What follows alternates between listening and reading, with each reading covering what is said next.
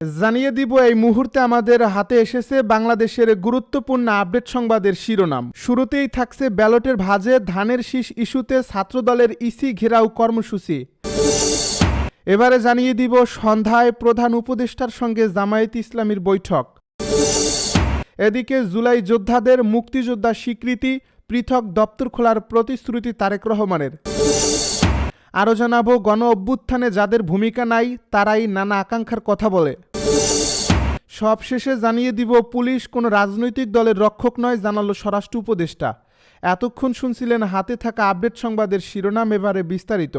তবে তার আগে অনুরোধ রইল ভিডিওটিতে একটি লাইক এবং কমেন্ট করে জানিয়ে দিন ভিডিও সম্পর্কে আপনার মূল্যবান মতামত। আরও জানিয়ে দিন ভিডিওটি কোথা থেকে দেখছেন বা কোন জেলা থেকে দেখছেন। ব্যালটের ভাঁজে ধানের শীষ ইস্যুতে ছাত্রদলের ইসি ঘেরাও। নির্বাচনের ব্যালটের ভাঁজে ধানের শীষসহ 3টি বিষয়ের প্রতিবাদে নির্বাচন কমিশনের বাইরে অবস্থান নিয়েছে ছাত্রদল। বিদেশে পাঠানো পোস্টাল ব্যালটে ধানের শীষের প্রতীক ভাঁজে রাখা হয়েছে, অথচ অন্য একটি প্রতীক এমনভাবে রাখা হয়েছে ব্যালট ভাঁজ করলেই প্রথমে চলে আসবে, এমন অভিযোগ তুলছেন তারা। রোববার সকালে আগারগাঁয়ের নির্বাচন ভবনের সামনে তারা অবস্থান নেন। ছাত্রদলের সভাপতি রাকিবুল ইসলাম রাকিবের নেতৃত্বে তারা ঘেরাও কর্মসূচি পালন করছেন। রাকিব বলেন, তাদের কর্মসূচি 3টি বিষয় চলছে।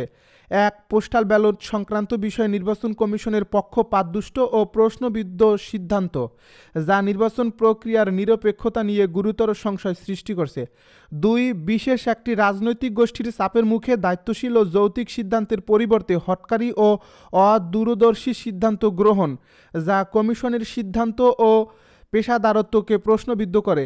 বিশেষ রাজনৈতিক দলের প্রত্যক্ষ প্রভাব ও হস্তক্ষেপে শাহজালাল বিজ্ঞান ও প্রযুক্তি বিশ্ববিদ্যালয় ছাত্র সংসদ নির্বাচনের বিষয়ে নির্বাচন কমিশনের নজিরবিহীন ও বিতর্কিত প্রজ্ঞাপন জারি, যা বিশ্ববিদ্যালয়ের গণতান্ত্রিক চর্চার জন্য অশনি সংকেত। সন্ধ্যায় প্রধান উপদেষ্টার সঙ্গে জামায়াত ইসলামীর বৈঠক। সমসাময়িক রাজনৈতিক বিভিন্ন বিষয় নিয়ে রোববার সন্ধ্যা 6:30টায় অন্তর্বর্তী সরকারের প্রধান উপদেষ্টা অধ্যাপক মুহম্মদ ইউনূসের সঙ্গে বৈঠক করবে বাংলাদেশ জামায়াত ইসলামী। এ বৈঠকটি অনুষ্ঠিত হবে রাষ্ট্রীয় অতিথি ভবন যমুনায়।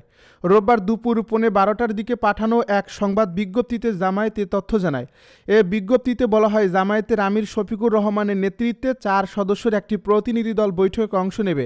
প্রতিনিধি দলে আরও রয়েছেন দলের নায়েবে আমির সৈয়দ আবদুল্লাহ মোহাম্মদ তাহের, সেক্রেটারি জেনারেল মিয়া গোলাম পরোয়ার এবং সহকারী সেক্রেটারি জেনারেল রফিকুল ইসলাম খান। জামায়াতের প্রচার ও মিডিয়া বিভাগের প্রধান এহসানুল মাহবুব জুবায়ের জানান, এ বৈঠকে সমসাময়িক রাজনৈতিক বিভিন্ন বিষয় নিয়ে আলোচনা হবে। তিনি বলেন, জামায়াত আমিরের নেতৃত্বে 4 সদস্যের প্রতিনিধি দল প্রধান উপদেষ্টার সঙ্গে সাক্ষাৎ করবে। সেখানে সমসাময়িক রাজনৈতিক বিভিন্ন বিষয় নিয়ে কথা হবে। জুলাই যোদ্ধাদের মুক্তিযোদ্ধা স্বীকৃতি, পৃথক দপ্তর খোলার প্রতিশ্রুতি তারেক রহমানের। জুলাই অগাস্টের গণ আন্দোলনে অংশ নেওয়া যোদ্ধাদের মুক্তিযোদ্ধা হিসেবে আখ্যা দিয়ে তাদের দেখভালের জন্য মুক্তিযুদ্ধ বিষয়ক মন্ত্রণালয় একটি পৃথক বিভাগ গঠনের প্রতিশ্রুতি দিয়েছেন বিএনপির চেয়ারম্যান তারেক রহমান। বিএনপি ক্ষমতায় গেলে রাষ্ট্রীয় উদ্যোগে শহীদ পরিবার ও আহত যোদ্ধাদের দায়িত্ব নেওয়া হবে বলেও জানিয়েছেন তিনি। রোববার রাজধানীর খামারবাড়ির কৃষিবিদ ইনস্টিটিউটে জুলাইয়ের গণ অভ্যুত্থানে শহীদদের পরিবার ও গুরুতর আহতদের সঙ্গে মত বিনিময় সভায় এসব কথা বলেন তারেক রহমান। বিএনপির চেয়ারম্যান বলেন, জুলাই আন্দোলনে অংশ নেওয়া যোদ্ধারা মুক্তিযোদ্ধা। 71-এর মুক্তিযোদ্ধারা যেমন দেশের স্বাধীনতা ও সার্বভৌমত্ব রক্ষায় জীবন ও ত্যাগ দিয়েছেন, ঠিক একইভাবে 24-এ যারা লড়াই করেছেন তারাও স্বাধীনতা সার্বভৌমত্ব রক্ষার জন্য যুদ্ধ করেছেন। তিনি বলেন, 71-এ যুদ্ধ হয়েছিল স্বাধীনতা রক্ষার জন্য, আর সেই স্বাধীনতা রক্ষাতেই আবার 24-এ যুদ্ধ হয়েছে। জুলাই যোদ্ধা ও শহীদ পরিবারগুলোর বিষয়ে বিএনপির অবস্থান তুলে ধরে তারেক রহমান বলেন, বিএনপি জনগণের সমর্থনে সরকার গঠনের সক্ষমতা অর্জন করলে জুলাই আন্দোলনে শহীদ পরিবার ও যোদ্ধাদের কষ্ট লাঘবে রাষ্ট্রীয়ভাবে উদ্যোগ নেওয়া হবে। যারা হারিয়ে গেছেন তাদের ফিরিয়ে আনা সম্ভব নয়, তবে তাদের পরিবারের কষ্ট, সুযোগ সুবিধা ও দেখভালের দায়িত্ব রাষ্ট্রকে নিতে হবে। এজন্য মুক্তিযুদ্ধ বিষয়ক মন্ত্রণালয়ের অধীনে একটি নতুন বিভাগ গঠন করা হবে, যার মূল দায়িত্ব থাকবে এই মানুষগুলোর দেখভাল করা, বলেন তিনি। তিনি স্মরণ করিয়ে দেন, বিএনপি অতীতে সরকারে থাকাকালীন মুক্তিযোদ্ধাদের কল্যাণে মুক্তিযুদ্ধ বিষয়ক মন্ত্রণালয় গঠন করেছিল। একই ধারাবাহিকতায় আগামীতে জুলাই আন্দোলনের যোদ্ধা ও শহীদ পরিবারগুলোকেও রাষ্ট্রীয় কাঠামোর আওতায় আনার প্রতিশ্রুতি দেন তিনি। গণ আন্দোলনে হতাহতদের প্রসঙ্গ তুলে তারেক রহমান বলেন, জুলাই আন্দোলনে প্রায় ৩০,০০০ মানুষ আহত হয়েছেন। তাদের মধ্যে অনেকেই ১ বা ২ চোখ হারিয়েছেন, কেউ কেউ স্থায়ীভাবে পঙ্গু হয়েছেন। তিনি বলেন, জুলাইয়ে যেভাবে ১৫০০০-এর মতো মানুষকে হত্যা করা হয়েছে সেটিকে আমরা গণহত্যা বলতে পারি। বিএনপির চেয়ারম্যান বলেন, জুলাই আন্দোলনের শহীদ ও আহতদের সাহসিকতার কারণেই ফ্যাসিবাদী শক্তি শুধু ক্ষমতা দেখিয়ে নয়, দেশ ছেড়ে পালাতে বাধ্য হয়েছে। তার ভাষায় ২০২৪ সালের আন্দোলন কোনো ব্যক্তি গোষ্ঠী বা দলের নয়, এটি অধিকার হারা মানুষের গণ আন্দোলন। গণ আন্দোলনে আহতদের ক্ষতিপূরণ প্রসঙ্গে তারেক রহমান বলেন, বিএনপি ক্ষমতায় গেলে দুইভাবে ক্ষতিপূরণ দেওয়ার চেষ্টা করা হবে। এক, রাষ্ট্রীয় উদ্যোগে সর্বোচ্চ চিকিৎসা নিশ্চিত করা। ২, আহতদের যোগ্যতা অনুযায়ী অর্থনৈতিক নিরাপত্তা নিশ্চিত করা। তিনি বলেন, হতাহতদের প্রতি রাষ্ট্রের অবশ্যই দায়িত্ব রয়েছে। জনগণের রায়ে রাষ্ট্র পরিচালনার দায়িত্ব পেলে বিএনপি পর্যায়ক্রমে সেই দায়িত্ব পালন করবে। নিরাপদ ও গণতান্ত্রিক বাংলাদেশ প্রতিষ্ঠায় আসন্ন জাতীয় নির্বাচন অত্যন্ত গুরুত্বপূর্ণ বলেও মন্তব্য করেন তারেক রহমান। তিনি বলেন, গণতন্ত্র প্রতিষ্ঠায় ব্যর্থ হলে শোক সমাবেশ ও শোক গাথাই চলতে থাকবে। তবে গণতন্ত্রকামী মানুষ আগামী বাংলাদেশে গণতন্ত্রের বিজয় গাথা রচনা করবে। গণ অভ্যুত্থানে যাদের ভূমিকা নাই তারাই নানা আকাঙ্ক্ষার কথা বলে। বিএনপির স্থায়ী কমিটির সদস্য নজরুল ইসলাম খান বলেছেন, ২৪-এর ছাত্র জনতার গণ অভ্যুত্থানে যাদের কোনো ভূমিকা ছিল না তারাই এখন নানা ধরনের আকাঙ্ক্ষার কথা বলেছেন। রোববার রাজধানীর খামারবাড়ি কৃষিবিদ ইনস্টিটিউটে আয়োজিত এক বিশেষ মত বিনিময় সভায় তিনি এসব কথা বলেন। ২০২৪-এর গণ অভ্যুত্থানে শহীদ পরিবার এবং গুরুতর আহতদের সম্মানে এই সভার আয়োজন করা হয়। নজরুল ইসলাম খান বলেন, জুলাই আগস্টের এই গণ বিপ্লব সারা দেশে ছড়িয়ে পড়েছিল বলেই ফ্যাসিবাদ টিকে থাকতে পারেনি। তৎকালীন সরকারের হাতে মরণাস্ত্র এবং অবৈধ অর্থের পাহারা থাকা সত্ত্বেও জনগণের শক্তির সামনে তারা দেশ ছেড়ে পালাতে বাধ্য হয়েছে। তিনি আরও উল্লেখ করেন, বর্তমান সময়ে অনেকেই এই ঐতিহাসিক লড়াইয়ের কৃতিত্ব এবং পরিচয় নিয়ে নানাভাবে বিভ্রান্তি ছড়ানোর চেষ্টা করছেন। ভবিষ্যৎ পরিকল্পনার কথা তুলে ধরে বিএনপির জ্যেষ্ঠ এই নেতা বলেন, দেশে গণতন্ত্র পুনরুদ্ধার, অর্থনৈতিক মুক্তি নিশ্চিত করা এবং একটি মানবিক বাংলাদেশ গড়ার সংগ্রামে সবার ঐক্যবদ্ধ সহযোগিতা প্রয়োজন। পুলিশ কোনো রাজনৈতিক দলের রক্ষক নয়, জানালো স্বরাষ্ট্র উপদেষ্টা। স্বরাষ্ট্র উপদেষ্টা ব্রিগেডিয়ার জেনারেল অবসরপ্রাপ্ত জাহাঙ্গীর আলম চৌধুরী বলেছেন, পুলিশ কোনো রাজনৈতিক দলের রক্ষক নয়, তারা জনগণের করের টাকায় পরিচালিত রাষ্ট্রের কর্মচারী।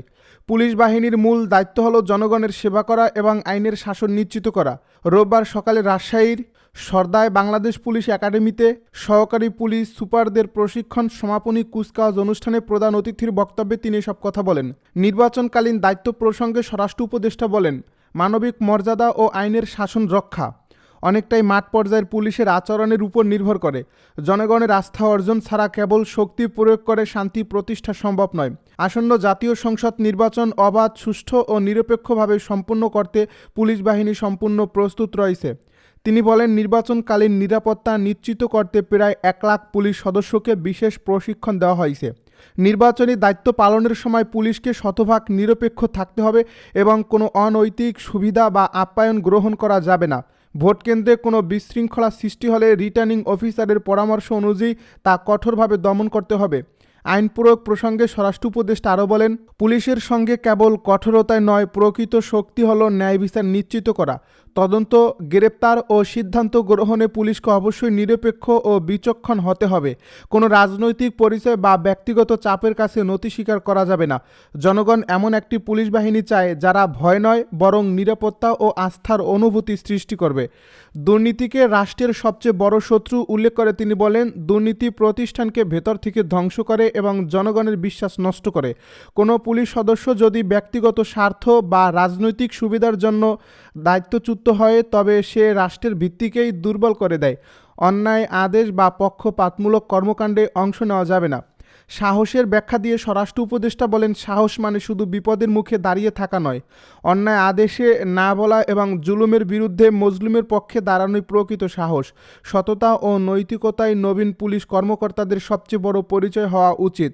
তিনি বলেন, পেশাগত জীবনে নানা চাপ ও সমালোচনা আসতে পারে, তবে সততা ও দেশপ্রেম থাকলে কোনো কিছুই দায়িত্ব পালনে বাধা হতে পারে না। আপনারা শুধু আজকের পুলিশ নন, আপনারাই ভবিষ্যৎ বাংলাদেশের পুলিশ। তাই জনগণের আত্মত্যাগ ও ভবিষ্যৎ প্রজন্মের প্রত্যাশাকে ধারণ করে দুর্নীতি ও পক্ষপাত মুক্ত একটি মানবিক, সাহসী ও গৌরবময় পুলিশ বাহিনী গড়ে তুলতে হবে।